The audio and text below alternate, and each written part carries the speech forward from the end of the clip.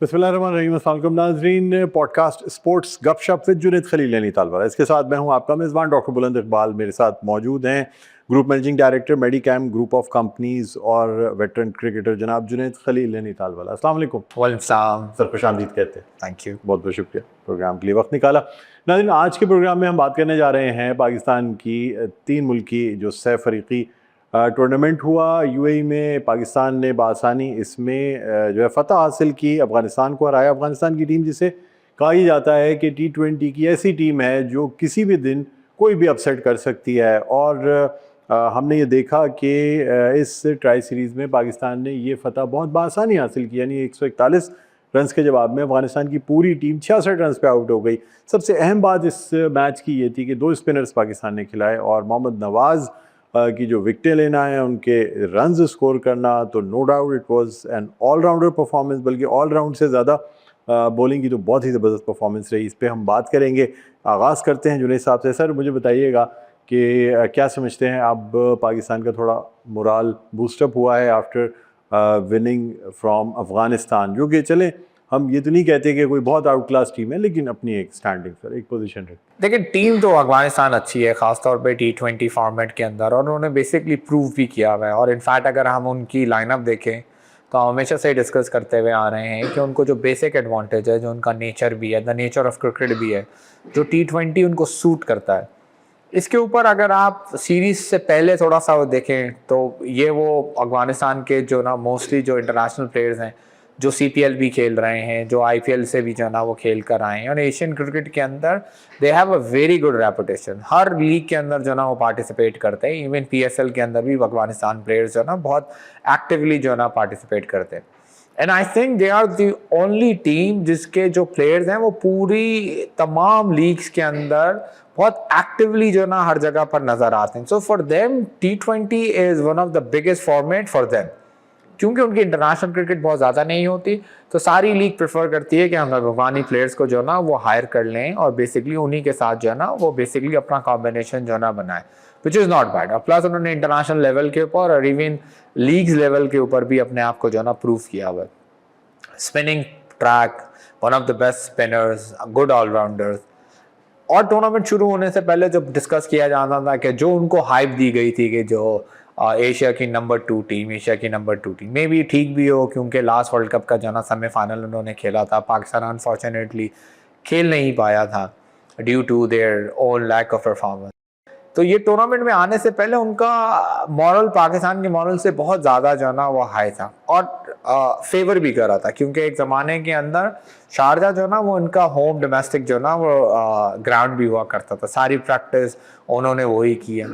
आपका राशिद खान, मोहम्मद नबी, गुलबाज, ये सारे वो प्लेयर्स हैं जो T20 के अंदर जो ना one of the highest picks के अंदर जो ना वो मौजूद हैं।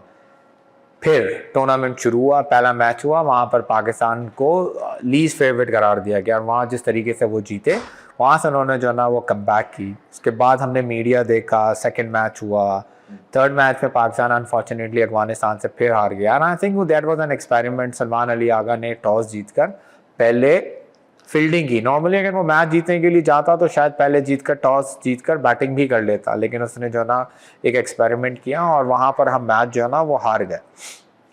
फिर जब फाइनल आया, we for us it was one of the biggest surprise, जो पाकिस्तान की तारीख में शायद ही कभी ऐसा हुआ हो, और पूरे T20 कैरियर के अंदर, कि सिर्फ एक जो ना फास्ट बॉलर के साथ हम जो ना मैच खेलने के लिए गए।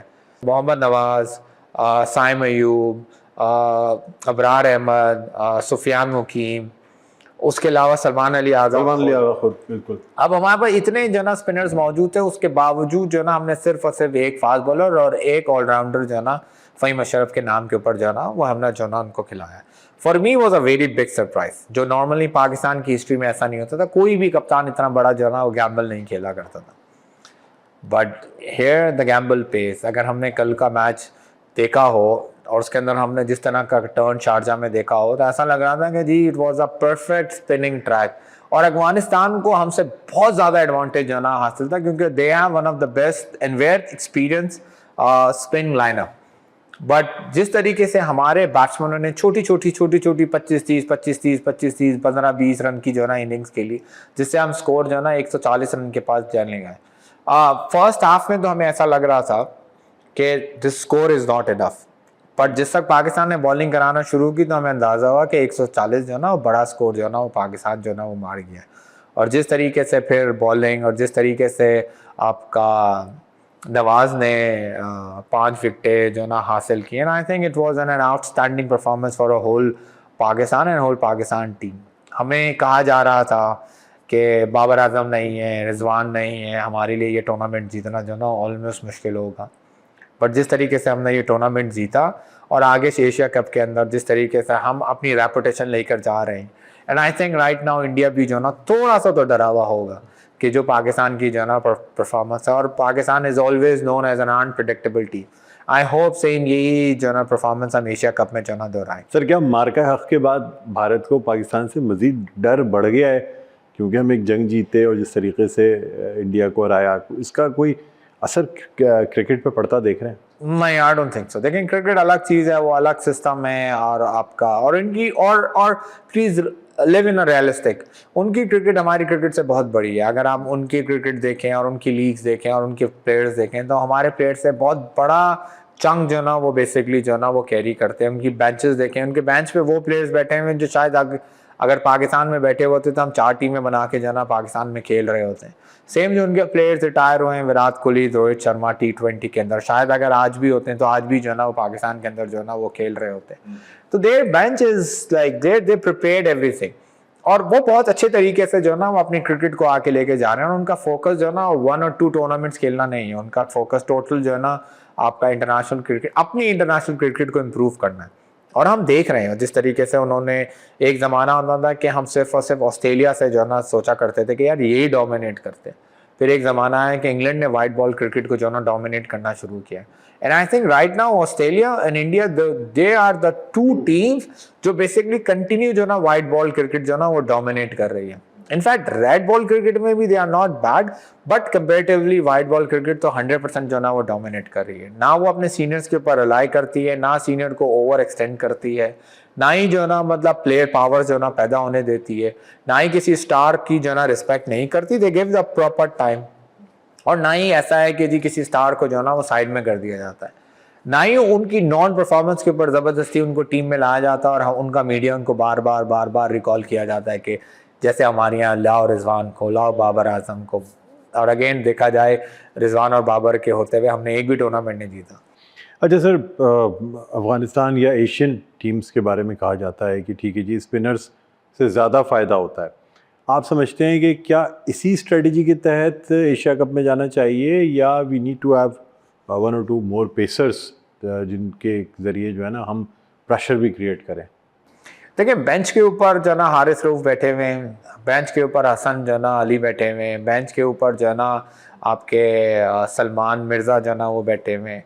तो मतलब आपके पास जो ना ऐसा नहीं है कि फास्ट बॉलर्स का जो ना वो डेटाबेस जो ना वो मौजूद नहीं है, लेकिन आप पिच रीड करते हैं और हर दफ़ा जो ना एक ही फॉर्मेट आप एक ही फॉर्मेट के साथ जो ना वो नहीं खेल सकते।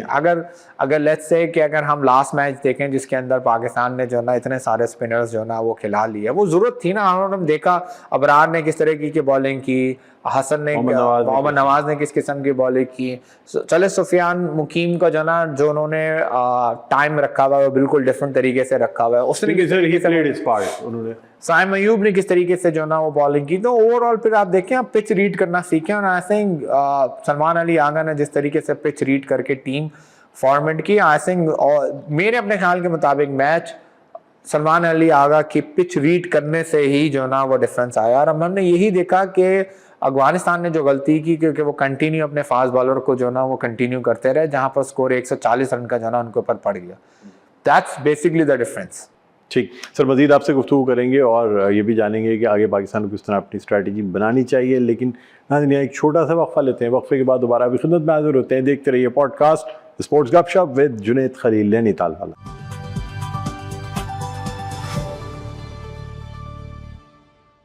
जी नाज़रीन, वेलकम बैक। एक दफ़ा फिर आपको खुशामदीद कहते हैं पॉडकास्ट स्पोर्ट्स गपशप विद जुनैद खलील नैनीताल वाला। मैं हूं आपका मेज़बान डॉक्टर बुलंद इकबाल, मेरे साथ मौजूद है जुनैद खलील नैनीताल वाला साहब, और हम बात कर रहे हैं अफ़गानिस्तान से जो मैच जीता पाकिस्तान ने उसके हवाले से। इसलिए कि पाकिस्तान को जब कोई भी फ़तह हासिल होती है तो हमें वो फ़तह मनाने में बहुत मज़ा आता है। हम सोचते हैं कि चलो ये खुशी की बात है, क्योंकि हमारे लिए क्रिकेट एक त्यौहार की तरीके से है। जिस तरह लोग ईद मनाते हैं, जिस तरह खुशियाँ मनाते हैं, उसी तरह हम क्रिकेट में जीत जाएं तो खुशियाँ मनाते हैं, हार जाएं तो अपनी टीम को कोसने लगते हैं। बहरहाल अब चूंकि टीम जीती है इसलिए अच्छी अच्छी बातें भी की जाएंगी, लेकिन उसके साथ साथ कुछ तनकीद भी की जाएगी। सर आपसे जानना चाहूँगा कि सलमान अली आगा की कैप्टनसी को अगर देखा जाए, जिस तरह उन्होंने प्री मैच या post match conferences, press conferences और जिस तरह की बातें करते हैं, बड़ा स्ट्रेट फॉरवर्ड बात कर रहे होते हैं, और किसी किस्म की भी जहाँ गलती होती है वहाँ गलती मानते हैं, और जहाँ कोई चीज़ बेहतर हो सकती है उसको भी एक्सेप्ट करते हैं। क्या कहेंगे आप?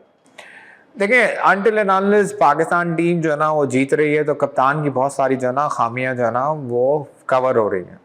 अब टीम हार रही होती है तो हर एक जो ना वो गड़े मुर्दे जो ना वो खाड़े जाते हैं। तो इस वक्त पाकिस्तान टीम जीत रही है, आई थिंक जब जीत रही है तो क्रेडिट जो है ना वो कप्तान को ज़रूर देना चाहिए। थोड़ी सी जो ना मतलब फॉल्ट्स जो ना इसके अंदर मौजूद हैं, जैसे लोअर लेवल के ऊपर आके मतलब हम हारिस को बहुत ज़्यादा चांसेस दे रहे हैं। And I think we need somebody, जब आपने अपना लाइनअप बनाया हुआ है और आपको पता है कि आपकी लाइन किस तरीके से चलेगी, तो वहाँ पर हारिस की जो ना इतनी नीचे जगह जो ना बनना थोड़ी सी मुश्किल हो रही है। वहाँ पर आपको एक ऐसा प्लेयर खिलाना चाहिए जो बेसिकली पुराने बॉल से हिट करना, मतलब ऑफ कोर्स कीपर बैट्समैन, ऐसा बैट्समैन खिलाना चाहिए जिसको पुराने बॉल से हिट करना जो ना या स्पिनिंग ट्रैक के ऊपर हिट करना जो ना वो आती हो। थोड़ा सा जो ना इस लेवल के ऊपर जो ना जब आपने इतने शफल्स किए हैं और वहाँ पर ख़ास तौर पे जैसा हम यूई के खिलाफ खेल रहे थे, तो वहाँ पर हमें कोई शायद एक सेकंड कीपर को चांस ज़रूर देना चाहिए था। मे बी ये जो ना मतलब बट अगर हम देखें तो साहबजादा फरहान भी जो ना वो कीपरिंग करते हैं, और अगर हमें एक एक्सपेरिमेंट ही करना था तो वहाँ पर ये एक्सपेरिमेंट ज़रूर किया जा सकता था। But overall I think he is performing well. Crucial time के ऊपर आके स्कोर भी करना, कल भी हमने देखा कि किस तरीके से उसने राशिद खान, इतने बड़े ट्रैक के ऊपर राशिद खान को 2 छक्के लगाना, it was not an easy job. पहले तो हम अगेन उसको क्रिटिसाइज कर रहे थे, पर जब हमने ओवरऑल मैच देखा तो हमें नज़र आया कि वो 2 छक्कों की वैल्यू क्या थी, ओवरऑल 20-20, 25-25 रन की वैल्यूज़ क्या थी, किस तरीके से हसन नवाज़ ने जो ना वो आके जो ना रन बनाए, किस तरीके से जो ना फ़खर जमान ने रन बनाए, किस तरीके से जो ना आपने बाकी सारे प्लेयर्स ने छोटी छोटी सी चिप की। जो for me the biggest concern is के आप देखें साहबजादा फरहान जो ना वो it's is a new intact और उनको टाइम लगेगा अभी मैच्योरिटी के ऊपर। जो मेरे लिए सबसे बड़ा क्वेश्चन मार्क है ना वो एक्चुअली साइम अयूब का है। His performance is very shaky, और उसको बेसिकली अपना जो ना वो परफॉर्मेंस बेस्ड जो ना वो क्रिकेट के ऊपर कंसिस्टेंसी की ज़रूरत है। He performs well, but sometimes he performs well, sometimes he collapses. हाँ, I think is playing too much casual cricket. वहाँ पर उसको अपनी विकेट की जो ना वो अहमियत देनी पड़ेगी। आप आगे you going to play against a big team जहाँ पर एक्सपीरियंस वर्सेस आपकी डिलीवरीज जो ना बहुत ज़्यादा जो ना वो काम आएंगी। स्किल भी और एक्सपीरियंस भी। अच्छा सर, जो आपने हारिस की बात की तो ये सवाल पूछा गया सलमान अली आगा से, और ये बाकायदा इस तरीके से पूछा गया कि आप क्यों खिला रहे हैं। वही कहा, देखिए जी, हारिस की अगर आप देखें तो top order batsman, top batsman है। हम उसकी ये चीज़ देख रहे हैं कि 6 नंबर पे उसको परफॉर्म करने का मौका ही नहीं मिल रहा है, और एक तरफ वो सेक्रीफाइस भी तो दे रहा है कि वो अपनी बैटिंग ऑर्डर में बिल्कुल नीचे आके बैटिंग कर रहा है, जहाँ ज़्यादा रूम होता नहीं है, मार्जिन नहीं होता परफॉर्म करने का। क्या कहेंगे आप, ये सही है या हमें एक कड़वा घूंट और भी लेना चाहिए कि चलें ठीक है जी, जहाँ अब इस टीम को हम परफेक्ट करते चलें और बाकी कुछ लोअर ऑर्डर में मजीद न्यू ब्लड इंडक्ट करें? आगे एशिया कप की बात करें तो एशिया कप में तो हमें टीम नहीं छेड़नी चाहिए, क्योंकि कॉम्बिनेशन और एक ड्रेसिंग रूम का एक अजीब किस्म का एनवायरनमेंट बना होता है। वहाँ पर आपका कॉन्फिडेंस लेवल जो ना बहुत ज़्यादा इंपॉर्टेंट होता है, तो वहाँ पर आपको टच नहीं करना चाहिए। लेकिन अगर अगेन मैंने आपको जैसे कहा कि जब आप कोई चीज़ जीत जाते हैं तो आपके गलत डिसीजंस भी जो ना वो अंडर द कारपेट रख दिए जाते हैं, और अगर आप खुदा ना खास्ता हार जाते हैं तो आपके गड़े मुर्दे भी उखाड़ दिए जाते हैं।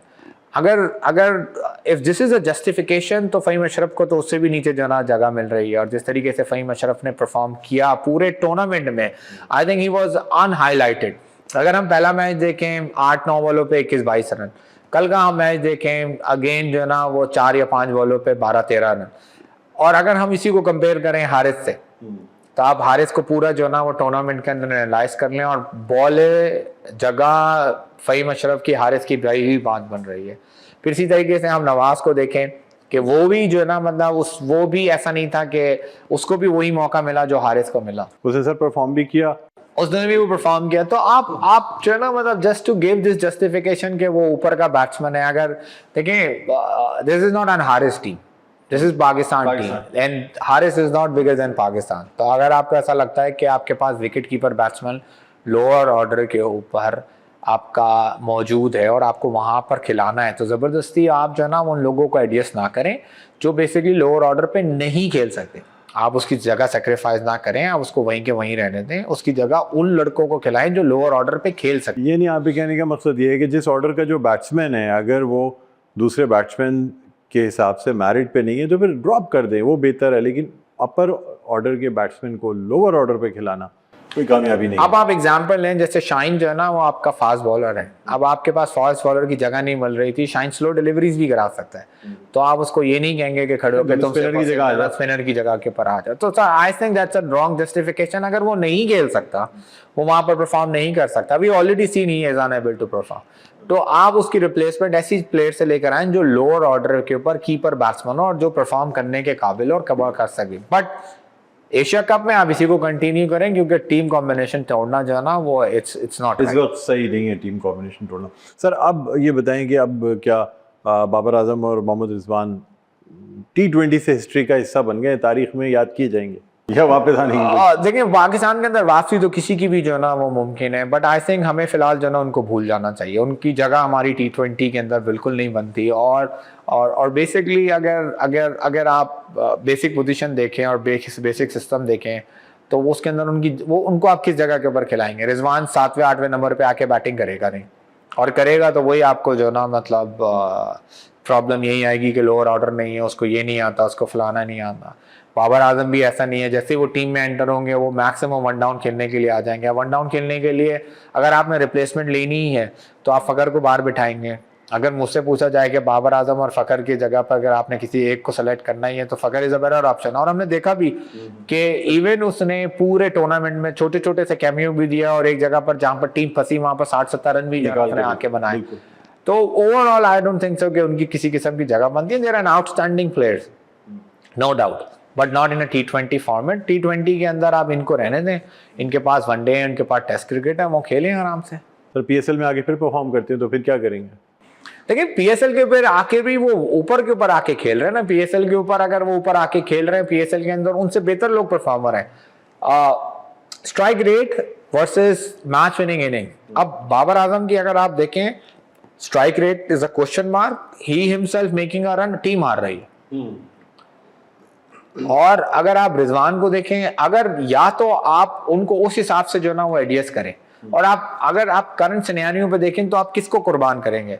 उनके same style of cricket Salman Ali Agha की भी है, उनकी same style of cricket Hasan Nawaz की भी है, उनकी सेम स्टाइल ऑफ क्रिकेट, और आपका कॉम्बिनेशन बना हुआ है। अब आप क्यों तोड़ना चाहते हैं? नए लड़कों के साथ कॉम्बिनेशन मिल गया। चलिए ठीक है सर, बहुत बहुत शुक्रिया, आपने प्रोग्राम के लिए वक्त निकाला।